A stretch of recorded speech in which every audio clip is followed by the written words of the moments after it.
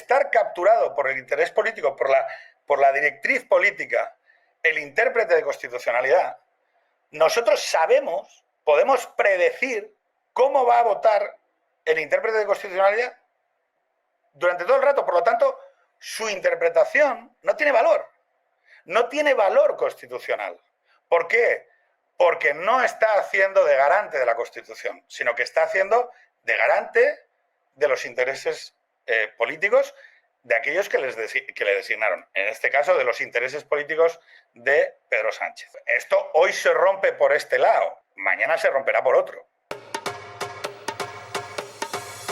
Oye, vamos a ir a hablar un poco del título que tenemos hoy, porque llegué al final, entre pitos y flautes, no estamos hablando de lo que nos convocaba. ¿Y qué nos convocaba? Respuesta ingeniosa. ¡Tu madre! Mira aquí. ¿Cómo estáis? La tesis del TC para defender la amnistía, generosidad y convivencia. La ponencia reconoce pleno poder al Congreso para hacer todo lo que la Constitución no prohíba.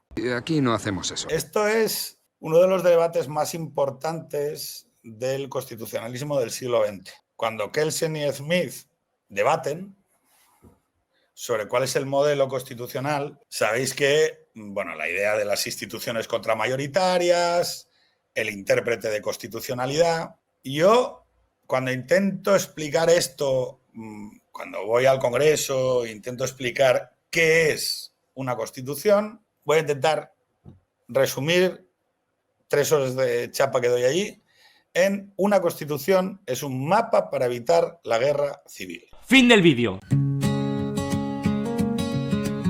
Una constitución es un mapa para evitar la guerra civil. Analicemos la frase. Es decir, el acuerdo de constitucionalidad, el acuerdo que fija el perímetro de la comunidad moral, el acuerdo constituyente que nace de la visión de la modernidad, donde los sujetos, los individuos, se emancipan, y ahí tenemos la experiencia estadounidense y la experiencia francesa, que provocan 2 actos revolucionarios de emancipación: el estadounidense eliminando cualquier rastro de vida humana que hubiera en el territorio antes y diciendo, ¿somos todos blancos y protestantes? Sí, ¡hala! Nueva nación. Y el francés tiñendo de rojo el Sena y eliminando a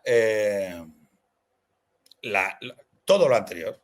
Nace un hombre nuevo, con un calendario nuevo, con instituciones nuevas, y la revolución crea una aristocracia nueva, una aristocracia revolucionaria que se basa en la sangre, se basa en la ejecución del mundo anterior. Hay una tercera opción, que es la española, algunos dirían que la católica, yo diría que también la católica, que se basa en establecer una mirada amable al pasado y que trata de reconocer un bien en lo que existe previamente y entra en una relación dialógica con ese pasado. Y Agustín Argüelles, en el discurso preliminar de la Nación a la Constitución de 1812, lo explica bien cuando presenta el texto constitucional y dice, oiga, mire, nosotros hemos querido reconocer que en España había algo antes y queremos que pase con nosotros a la modernidad. Entonces, bueno, otro día, si queréis, ya hablamos de esto con calma, pero la Constitución es ese momento. Hay la jura de la Constitución en Cádiz, tiene un paso previo, que es la toma de posesión de los constituyentes, de las Cortes Constituyentes, que es cuando se te obliga a jurar por 4 elementos para poder siquiera entrar a debatir el destino de la nación, y luego llega el momento en el que se jura la Constitución y se aprueba la PEPA, ¿vale? Entonces, ¿qué sucede? Ese documento constitucional, ese documento que da a pie la Constitución americana, la Constitución francesa, la Constitución amable con el pasado española, luego fija, supuestamente, sobre todo delimita qué elementos van a quedar al albur de las mayorías políticas, qué cosas vamos a poder votar.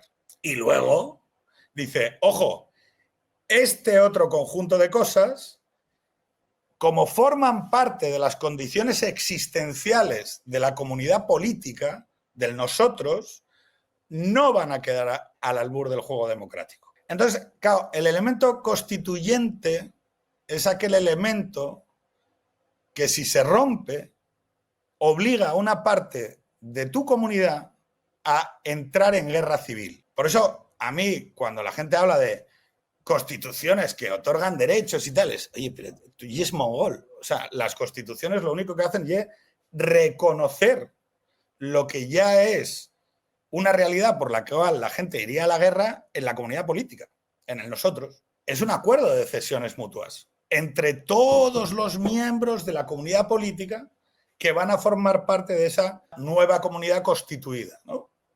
Por eso las Cortes Constituyentes tienen, normalmente es no una configuración tanto de partidos políticos, que será una construcción más posterior, como de sensibilidades, que evidentemente acaban siendo partidos políticos y demás, ¿no?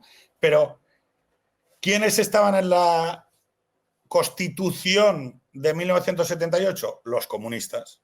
La minoría catalana, la minoría vasca, los conservadores. ¿Quiénes no estaban?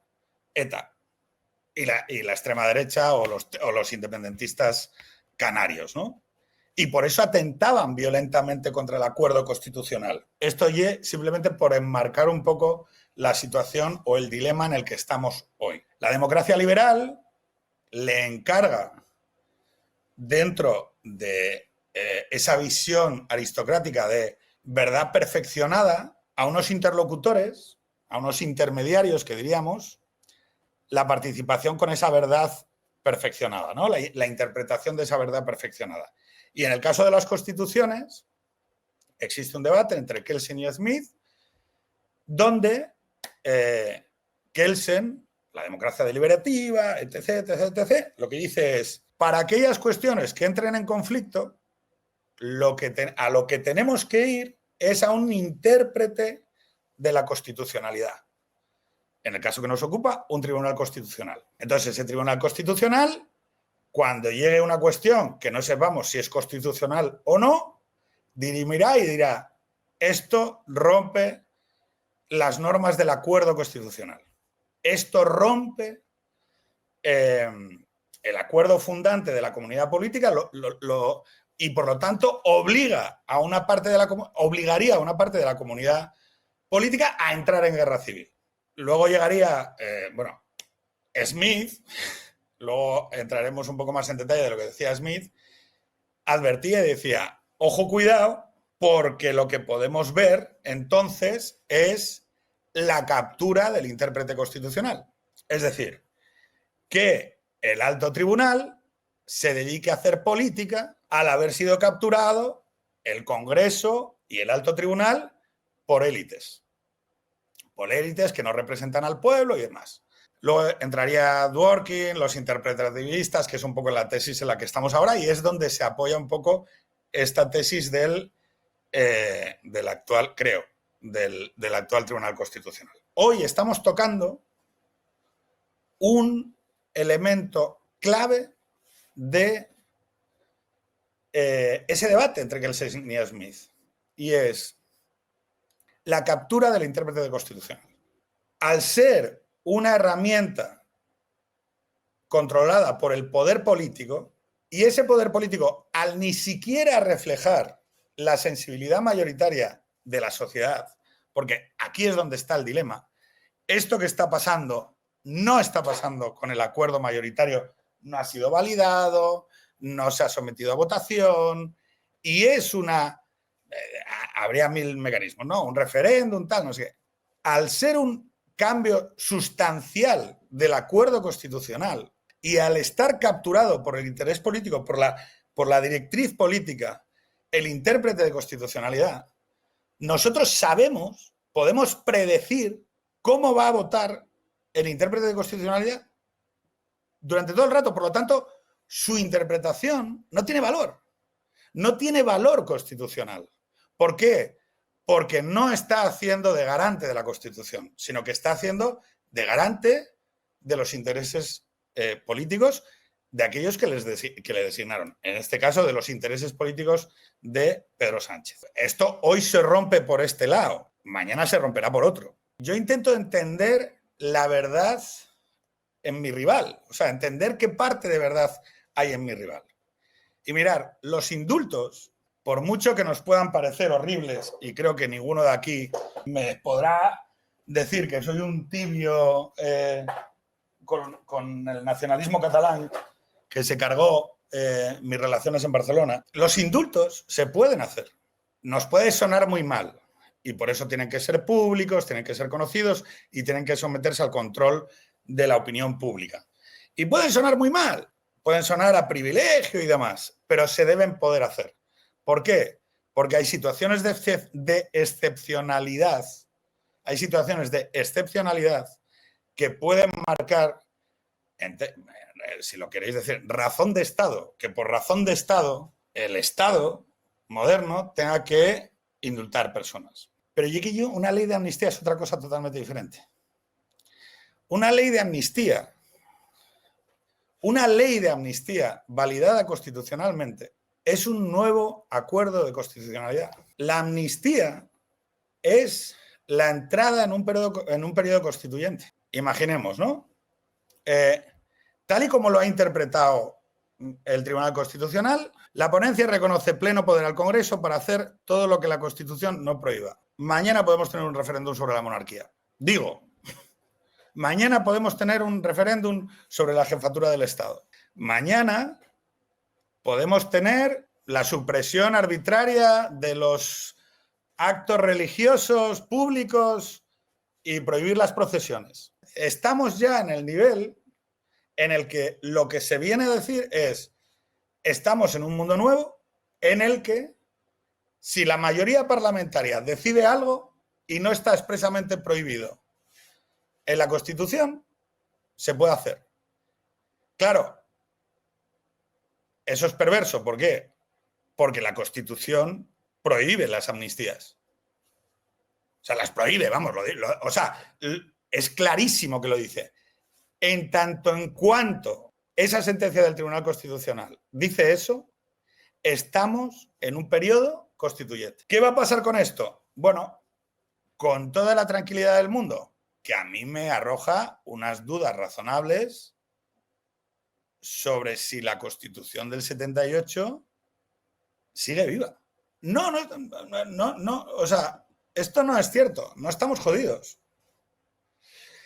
O sea, lo que también hay que entender una cosa es que los acuerdos se rompen y se rompen no solo por un lado. Esto es lo que la izquierda muchas veces en este país no entiende. Cuando dice, ojalá se votaran a los jueces. Y tú dices, ¿estás seguro que saldrían los tuyos? Si tú eres de Podemos. ¿Tú crees que si votamos a los jueces no van a salir jueces más fachas que Abundio? Digo. O sea, hay una crisis de sobreconfianza permanente por parte de la izquierda que cree que abrir debates siempre le sale a ganar. ¡Ni de coña, chaval! Yo creo que hay una parte de la izquierda, sobre todo en el PSOE, que no entiende, o que si lo entiende le da igual porque le permite aguantar 6 meses más, lo hasta los cojones que está resto de España del tema territorial.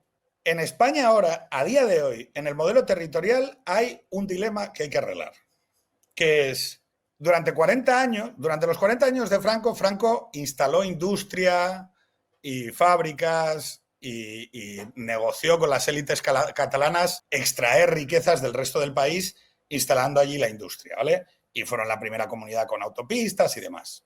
En los 40 años de democracia, a través de Pujol y compañía, se hizo una economía que favorecía los intereses de Cataluña de manera evidente y clara. Pidieron competencias, se les dieron, y el autogobierno les ha sentado mal. O sea, autogobernarse a sí mismos les ha sentado fatal. Porque además, el mapa, o sea, la descentralización de competencias ha permitido que otras comunidades que en el acuerdo centralista tenían cegado el desarrollo porque los catalanes los jodían, los intereses económicos catalanes los jodían, con la descentralización de competencias resulta que Madrid dice, ¡así! ¡Pum!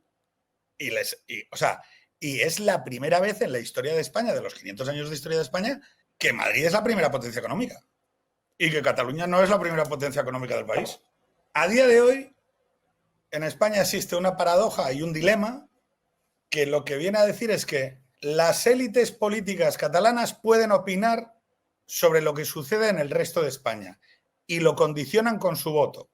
Es decir, condicionan con su voto los presupuestos generales, el plan de inversiones, pueden y han dañado durante muchos años las capacidades de competencia del Levante, por ejemplo, de Valencia o de Málaga. Y hoy el plan ya no es, como venía siendo los últimos 40 años, utilizar el Estado para atraer inversiones o para mejorar las capacidades competitivas de Cataluña. No. El plan, y se ve muy claramente, es instrumentalizar el Estado contra las capacidades competitivas de Valencia, Málaga o Madrid. Eso genera un dilema político de primer orden, que es, coño, es que ellos pueden votar en lo mío, pero yo no puedo votar en lo suyo. Y eso es problemático. Es problemático porque además se está instrumentalizando para dañar las capacidades competitivas de otras regiones. Este va a ser un debate largo porque es un debate existencial para los españoles hoy. Y yo me gustaría poder tratarlo dialógicamente con vosotros, que lo vayamos pensando, porque creo que estamos en una situación que es muy compleja, que es que el acuerdo constitucional es muy difícil sostenerlo contra una parte de quienes lo suscribieron y con la clarísima dimisión del Partido Socialista. Es decir, el Partido Socialista de Pedro Sánchez, yo creo que se puede decir, sin que sea una hipérbole, o sea, y sin ser exagerado, que no cree en la Constitución. No es que no crea, es que no cree que haya nada que salvar en la Constitución. O sea, el mapa simbólico de la Constitución, yo no creo que Pedro Sánchez y el Partido Socialista que él lidera le tengan ningún tipo de aprecio a la Constitución. Te digo, o sea, entra dentro de esto evidentemente entra dentro de lo interpretable. Ellos te dirán que la Constitución son ellos, que lo que están haciendo es traer a Cataluña a la convivencia. Cuando lo cierto es que lo que trajo a la convivencia a Cataluña fue pegar palos. O sea, lo que trajo a la convivencia a Cataluña fue empezar a pegar palos y mandar a venta a la Audiencia Nacional. Eso fue lo que trajo a la convivencia a Cataluña. Y el que ha rescatado el conflicto es Sánchez. La cuestión es lo de siempre, ¿pero Sánchez es una consecuencia o es una causa? Porque yo el problema que tengo es que no sé si la izquierda española a día de hoy, la mayoritaria, la realmente existente, cree en el acuerdo constitucional. Y en tanto en cuanto no cree en el acuerdo constitucional, bueno, chicos, pues vamos a juegos de mayorías y minorías cada vez más fuertes. Ahora esto te hace gracia porque se rompe de tu lado, pero prepárate mañana con el aborto. Digo, porque a ver si vas a creer que vas a ser tú el único que va a romper las cosas. Se van a romper por todos los lados. Amigo, a ver si vas a creer tú. O sea, perdona, porque José María, mi problema no es si existe el PSOE bueno o no, que eso ya... no, o sea, estoy intentando pensar un poco más allá del meme. La cuestión es si la educación sentimental que ha recibido el votante de izquierdas hoy en España le permite creer que la Constitución, es decir, que en el acuerdo civil de renuncias mutuas hay algo a proteger. Porque si estamos en juegos puros de mayorías y minorías y constitutional hardball y venga ya pam, pim, pam, pam, a que esto tombe, ojo, cuidado, porque yo creo que la peña no se da cuenta. Claro, yo vivo en un territorio en el que soy mayoría social y esto no es un tema menor dentro de mi cálculo de vida a largo plazo. Una parte muy importante de mi renuncia a vivir en Cataluña o en un sitio donde yo sea minoría social es que yo, el resto que me quede de vida, voy a pasarlo rodeado de gente que piense como yo y que seamos una clara mayoría social. Múdate a un sitio donde seas mayoría social, porque el poder se va a articular contra la minoría. Que es lo que caracteriza a la convivencia, entre comillas, en Cataluña durante los años de democracia, es que el poder se articula contra una parte de su comunidad política. De manera consciente, suprimir su lengua materna, minorarlos políticamente, suprimir su herencia familiar y cultural. Claro, eso es lo que va a pasar en todos los territorios, ¿eh? En País Vasco también. También sucedió. Bien, pues ahora viene el tema. Es que va a pasar en Madrid. ¿Me explico?